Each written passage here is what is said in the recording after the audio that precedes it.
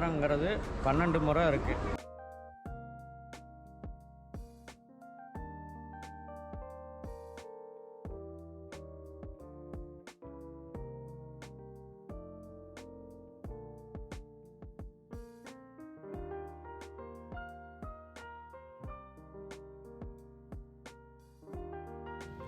Hi hello வணக்கம் மக்களே. இன்றைக்கி நம்ம எங்கே வந்திருக்கோம்னு பார்த்தீங்கன்னா, தமிழ்நாட்டில் ஈரோடு மாவட்டத்தில் அமைந்துள்ள கொடுமுடி மகுடேஸ்வரர் ஆலயத்துக்கு தான் வந்திருக்கோம். இந்த கோவிலோட வரலாறு மற்றும் சிறப்புகளை வாங்க மக்களே இந்த காணொலியில் நம்ம பார்க்கலாம். இந்த கோவில் பார்த்திங்கன்னா மிகவும் பழமையான மற்றும் பிரசித்தி பெற்ற கோவிலாக விளங்குது. இங்கே இருக்க சிவபெருமன் சுயம்பு லிங்கமாக அருள்பளிக்கிறார். மேலும் பிரம்மா, விஷ்ணு மற்றும் சிவன் ஆகிய 3 கடவுள்களும் ஒரே சன்னதியில் வீற்றிருப்பதால் இந்த கோவிலோட தனிச்சிறப்பாகும். இந்த மகுடேஸ்வரர் கோயிலானது பரிகார ஸ்தலமாக விளங்குது. திருமண தடை நீங்கவும் மற்றும் தோஷ நிவர்த்திக்கு மக்கள் இங்கே அன்றாட பரிகாரம் பண்ணிகிட்டு இருக்காங்க.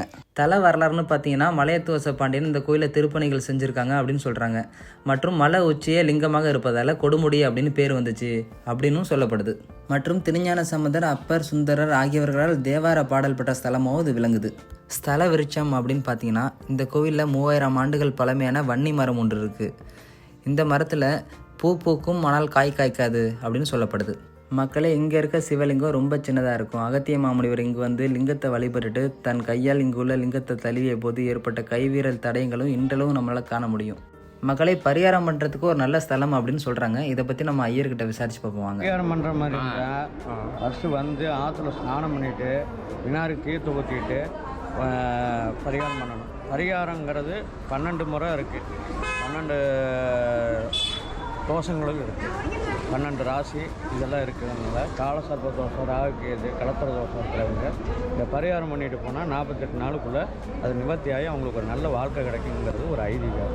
இங்கே சாமி சுயம்பு, அதாவது எல்லா பெரிய பெரிய கோயில்லையும் லிங்க பிரதர்ஷனம் பண்ணியிருப்பாங்க. இது சாமி சுயம்பு. கீர்த்தி, தனம், தீர்த்தம் 3 இருக்கிற இடத்துல பரிகாரம் பண்ணால் 100% அவங்களோட சாபம் நிம்மச்சணும். புரிஞ்சுங்களா? அதுக்காக இங்கே பண்ணுறது சிறப்பு. நாங்கள் பொம்மை வாங்கிட்டு போய் காவேரியில் ஒன்றுங்கிறாங்களா, அது அங்கே பெங்களூர்லேருந்து வர்றவங்க அது புனர்ஜென்ம தோஷம்பாங்க. புனர்ஜென்ம தோஷத்துக்கு அவங்களோட ஆண்னா ஆண் உருவம், பெண்ணுனா பெண் உருவம் வச்சு ஸ்நானம் பண்ணிவிட்டு பிரம்மா வழி விடுப்பாங்க. அது அவங்க மறுபிறப்பு மாதிரி. அவங்க போன ஜென்மத்தில் செஞ்ச பாவத்தை இந்த ஜென்மத்தில் தீர்க்கிறதுக்கு அவங்க உசுரை கொடுக்க முடியாது. அதனால் ஒரு பொம்மையை ஸ்நானம் பண்ணிவிட்டு கரைச்சி விட்டுட்டு பிரம்மா வழி விடுவாங்க. இது புனர்ஜென்ம தோஷம். Okay, thank you. மக்களே, இந்த கோவில் பார்த்தீங்கன்னா காவேரி ஆற்றங்கரையில் கிழக்கு திசையை நோக்கி அமைஞ்சிருக்கு. மேலும் மும்மூர்த்திகளுக்கு 3 கோபுரங்கள் வைத்து 3 நுழைவாயில்கள் வைத்து தனித்தனியே சன்னதியும் அமைச்சிருக்காங்க.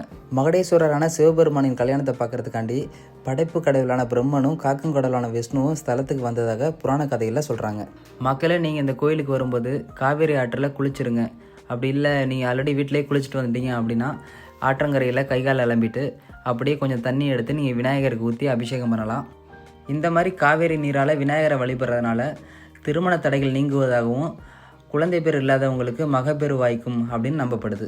மக்களே, இந்த கோயிலில் வழிபாடு செய்கிறதுனால இங்கே மும்மூர்த்திகள் இருப்பதனால 3 மடங்கு ஆசீர்வாத பலன் கிடைக்கும் அப்படின்னு சொல்கிறாங்க. மற்றும் பூர்வ ஜென்ம பாவங்கள் விலகும் அப்படிங்கிறது ஐதீகமாக பார்க்கப்படுது. இங்கே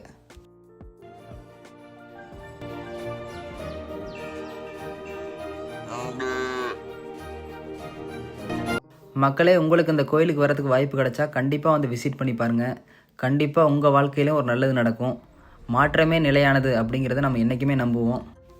மக்களே, நான் இந்த கோயிலுக்கு வர்றதுக்கு எனக்கு கிடைச்சது மிகப்பெரிய வாய்ப்புன்னு தான் நான் சொல்லுவேன். மக்களே, இந்த காணொளி உங்களுக்கு பயனுள்ளதாக இருக்கும்னு நான் நம்புகிறேன். இது போன்ற கோயில்களை பற்றி சுவாரஸ்யமான தகவல்களுக்கு நம்ம கோயில் பயணம் சேனலை சப்ஸ்கிரைப் பண்ணுங்கள், லைக் பண்ணுங்கள், ஷேர் பண்ணுங்கள்.